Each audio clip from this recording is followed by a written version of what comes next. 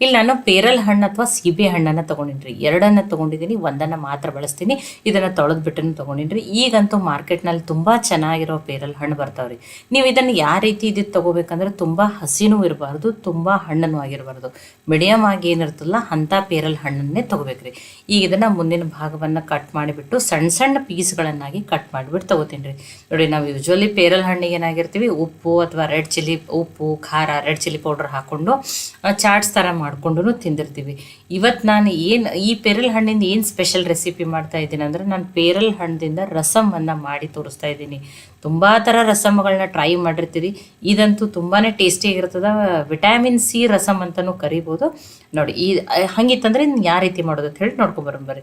ನೋಡಿ, ಚಿಕ್ಕ ಚಿಕ್ಕ ಪೀಸ್ಗಳನ್ನಾಗಿ ಕಟ್ ಮಾಡ್ಕೊಂಡಿದ್ದೀನಿ. ಈಗ ಕಟ್ ಮಾಡ್ಕೊಂಡಿರುವಂಥ ಪೇರಲ್ ಹಣ್ಣನ್ನು ಮಿಕ್ಸಿ ಜಾರ್ಗೆ ಹಾಕಿಬಿಟ್ಟು ನೋಡಿ, ಸ್ವಲ್ಪನೇ ನೀರನ್ನು ಹಾಕಿ ನುಣ್ಣಗೆ ರುಬ್ಕೊಂಡು ತೊಗೋತೀನಿ ರೀ. ಗಟ್ಟಿ ಪೇಸ್ಟ್ ಥರ ಮಾಡ್ಕೊತೀನಿ ಫಸ್ಟ್, ತುಂಬ ಏನು ನೀರು ಹಾಕಿ ರುಬ್ಕೊಳ್ಳಲ್ಲ. ನೋಡಿ, ಈಗ ಇದಕ್ಕೆ ನೀರನ್ನು ಹಾಕೊಂಡ್ರೆ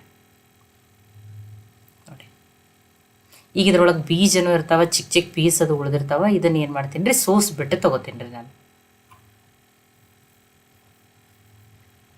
ನೋಡಿ, ಚಿಕ್ಕ ಚಿಕ್ಕ ಪೀಸು ಬೀಜಗಳು ಏನಾದ್ರೆ ಇತ್ತಂದ್ರೆ ಈ ರೀತಿ ನೀವು ಇದನ್ನು ಏನು ಮಾಡಬೇಕು, ಸೋಸ್ಬಿಟ್ಟೇ ತೊಗೋಬೇಕು ನೋಡಿರಿ. ನೋಡಿ, ಸೋಸ್ಬಿಟ್ಟು ತೊಗೊಂಡಿದ್ದೀನಿ. ಈಗ ಇದನ್ನು ತೆಗೆದುಬಿಡ್ತೀನಿ ರೀ. ನೋಡಿ, ಈಗ ಇದು ಸೀಬೆಹಣ್ಣಿನ ಏನು ರಸವನ್ನು ತಗೊಂಡಿನಲ್ರಿ, ಇದನ್ನು ಅನ್ಕತಕ್ಕ ಸೈಡಿಗೆ ಇಡ್ತೀನಿ ರೀ.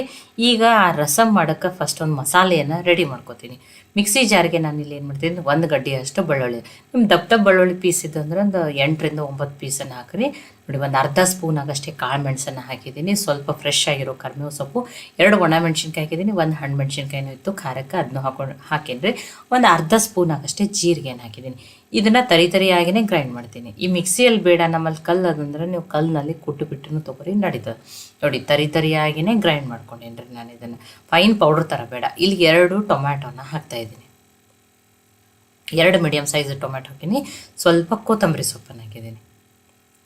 ಇದನ್ನು ಏನು ಮಾಡ್ಬೇಕ್ರಿ, ಈಗ ನೀರು ಹಾಕದೇ ತರಿಯಾಗಿಯೇ ಗ್ರೈಂಡ್ ಮಾಡಿಬಿಟ್ಟು ತೊಗೋಬೇಕು ನೋಡಿರಿ. ಚಿಕ್ಕ ಚಿಕ್ಕ ಟೊಮ್ಯಾಟೊ ಪೀಸ್ಗಳು ಉಳಿಬೇಕ್ರಿ, ಆ ರೀತಿ ಗ್ರೈಂಡ್ ಮಾಡಿ ತೊಗೊರಿ.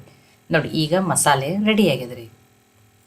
ನೋಡಿ, ಈಗ ಅದು ಸೀಬೆಹಣ್ಣಿನ ಏನು ರಸವನ್ನು ತಗೊಂಡಿದ್ದೀನಿ, ಅದಕ್ಕೆ ಒಂದು ಅರ್ಧ ಸ್ಪೂನ್ ಆಗಷ್ಟೇ ಅರಿಶಿನ ಹಾಕ್ತಾಯಿದ್ದೀನಿ, ರುಚಿಗೆ ತಕ್ಕಷ್ಟು ಉಪ್ಪನ್ನು ಹಾಕ್ತಾಯಿದ್ದೀನಿ. ಈಗ ಆ ರುಬ್ಬಿಟ್ಕೊಂಡಿರುವಂಥ ಮಸಾಲೆಯನ್ನು ಹಾಕ್ಕೊಂಡ್ರೆ ನೋಡಿ, ಈಗ ಇದನ್ನು ಮಿಕ್ಸ್ ಮಾಡ್ಕೊಂಡ್ರೆ ನೋಡಿ, ಆ ಮಿಕ್ಸಿ ಜಾರಿಗೆ ಒಂದು ಸ್ವಲ್ಪ ಹಾಕಿದ್ದೀನಿ. ನೋಡಿ, ಇದಕ್ಕೆ ನೋಡಿ ನೀವು ನೋಡಿಬಿಟ್ಟು ನೀರನ್ನು ಹಾಕೋಬೋದು. ಇದು ರಸಮ್ ನಾನು ಯಾವ ರೀತಿ ಮಾಡಿ, ತುಂಬ ತೆಳುವೂ ಮಾಡಲ್ಲ, ತುಂಬ ಗಟ್ಟಿನೂ ಮಾಡಲ್ಲ. ನಿಮಗೆ ತೆಳುವು ಗಟ್ಟಿ ಪಡೋರು ನೀವು ನೋಡಿಬಿಟ್ಟು ನೀರನ್ನು ಉಪ್ಪನ್ನು ಹಾಕ್ಕೊಂಡ್ಬಿಟ್ಟು ಅಡ್ಜಸ್ಟ್ ಮಾಡ್ಕೊರಿ. ನಾನು ಮೀಡಿಯಮ್ ಆಗಿಯೇ ಮಾಡ್ತೀನಿ. ನೋಡಿ, ಈಗ ಇದನ್ನು ಕುದಿ ಹಾಕಿಡೋಣ್ರಿ. ಈಗೆಲ್ಲ ಮಸಾಲೆನೂ ಏನಾಗೈತಿ ನೀಟಾಗಿ ಮಿಕ್ಸ್ ಆಗ್ಯದ, ಒಂದು ಕುದಿ ಬರ್ಬೇಕು ಅಷ್ಟೇ ರೀ. ನೋಡಿ, ಒಂದು ಕುದಿ ಬರಲಿ ರೀ, ತುಂಬ ಹೊತ್ತೇನು ಕುದಿಸೋದು ಬೇಡ. ನೋಡಿ, ಒಂದು ಕುದಿ ಬಂದಲ್ಲ. ಈಗ ಇದಕ್ಕೊಂದು ಒಗ್ಗರಣೆಯನ್ನು ಹಾಕೋಣ. 1 ಸ್ಪೂನ್ ಎಣ್ಣೆಗೆ ನಾನು ಸಾಸಿವೆ, ಒಣಮೆಣ್ಸಿನ್ಕಾಯಿ, ಕರಿಬೇವು ಸೊಪ್ಪು, ಹಿಂಗಿನ ಒಗ್ಗರಣೆಯನ್ನು ಹಾಕ್ತಾಯಿದ್ದೀನಿ ರೀ. ನೋಡಿ, ಜಸ್ಟ್ ಈಗ ಒಗ್ಗರಣೆ ಹಾಕಿದ್ಮೇಲೆ ಒಂದು ಕುದಿ ಬಂದರೆ ಸಾಕ್ರಿ. ಬಿಸಿ ಬಿಸಿ ಟೇಸ್ಟಿಯಾಗಿರುವಂಥ ಪೇರಲ ಹಣ್ಣಿನ ರಸಮು ರೆಡಿ ಆಗ್ಯದ. ಲಾಸ್ಟಿಗೆ ಗ್ಯಾಸನ್ನು ಆಫ್ ಮಾಡಿಬಿಟ್ಟು ಸ್ವಲ್ಪ ಕೊತ್ತಂಬರಿ ಸೊಪ್ಪು, 1 ಸ್ಪೂನ್ ಆಗಷ್ಟೇ ನಿಂಬೆ ರಸವನ್ನು ಸೇರಿಸ್ರಿ. ನೋಡಿ, ಬಿಸಿ ಬಿಸಿ ಏನಾಗ್ಯದ ರೀ, ಪೇರಲ ಹಣ್ಣಿನ ರಸಮ ರೆಡಿ ಆಗಿದೆ. ಈಗ ಇದನ್ನು ಸರ್ವ್ ಮಾಡೋಣ ಬರ್ರಿ. ನೋಡಿ, ಬಿಸಿ ಬಿಸಿ ಅನ್ನದ ಜೊತೆ ಅಂತೂ ಈ ರಸಮ್ ಬೆಸ್ಟ್ ಕಾಂಬಿನೇಷನ್ ರೀ. ತುಂಬ ಈ ಚಳಿಗೂ ಈ ರಸಮ್ ಬೆಸ್ಟ್ ಅಂತಲೂ ಹೇಳ್ಬೋದು ರೀ. ನೋಡಿ, ಮೆಣಸು ಬೆಳ್ಳುಳ್ಳಿ ಇರೋದ್ರಿಂದ ಈಗ ನೆಗಡಿ ಕೆಮ್ಮು ಏನಾದರೂ ಜ್ವರ ಬಂದು ಬಾಯಿ ಹೊಲಸಾಗಿತ್ತಂದ್ರೂ ಈ ರೀತಿ ಮಾಡ್ಕೊರಿ, ತುಂಬಾ ಚೆನ್ನಾಗಿರ್ತದೆ. ತುಂಬ ನೋಡಿ, ಸುಮಾರು ಜನ ಅಡುಗೆ ಮಾಡ್ಬೋದು.